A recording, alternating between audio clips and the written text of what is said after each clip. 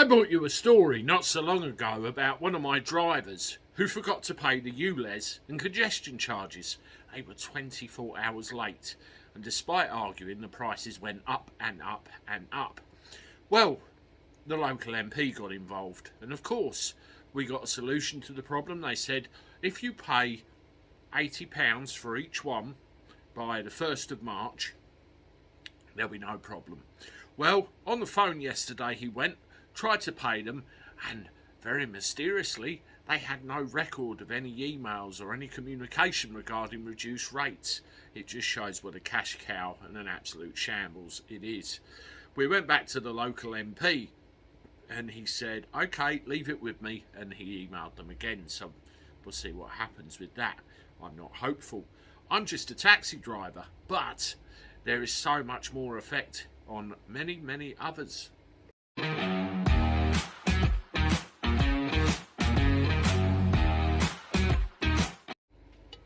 Hello everybody, welcome back to the channel. Hope you're doing alright. I'm not too bad. Let me know how you are in the comments below and that you're all okay.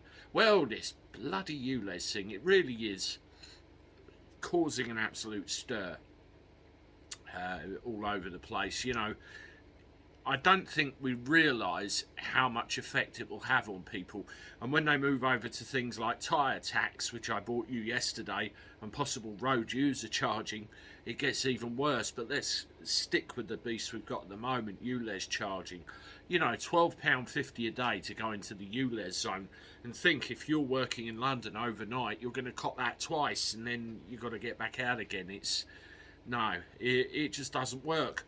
And you imagine people in there long term, such as builders who are in there daily. And let's face it, there's an awful lot of money in the building game in London. New builds, loft conversions, refurbs, you name it, there's tons of it. Some of them are looking at something like £3,000 a year, extra costs on top, just to go and work in London where the money is. Is it worth it? There's a Reddit user called Blue Lou Boyle who put a very detailed post on Reddit where he detailed some of his concerns. He said, and I quote, "I'm a self-employed builder and have lots of subcontractors, and I can tell you that it's going to be very difficult for some of them to cope with ULEZ. The cost of second-hand vans has skyrocketed since COVID, and for a second-hand 2017 van that's done about 60,000 miles, you're looking at about 20,000 quid plus VAT. Many of the one-man band businesses are not VAT registered, so they'll have to pay all of it." I don't think they really think about this. He said his costs are double what they were just a few years ago, and customers are also feeling the pinch as inflation and the cost of living rises.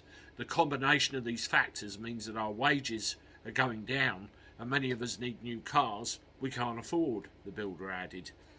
He feels buying a compliant van is not possible as his customers can't afford extra charges, meaning it would come out of his own pocket, resulting in the additional costs.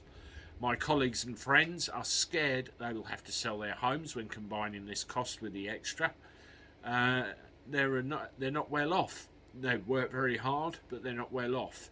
And, you know, it's an integral part of society. The irony is that the poorer tradesmen who can't afford new vans will still be the main polluters." That's the ironic thing with all of this, isn't it? If they try and keep on, probably working 7 days a week. Is that fair? No, it isn't. However, he was met with a mix of responses, and many were saying, you know, just bang the costs on, stop moaning, and there was support and other things. But it highlights one sector, doesn't it, where, you know, this really hasn't been thought of, and you have nurses, you have relief workers, you know, council members, managers, bankers. The list is endless. It really is. Let me know if you live in London. Let me know what you think of this. Have you got a commute where there's a problem? I went to City Airport well in the early hours of the night, and £12.50 for me. As soon as you hit Kidbrooke, bang, you're in it.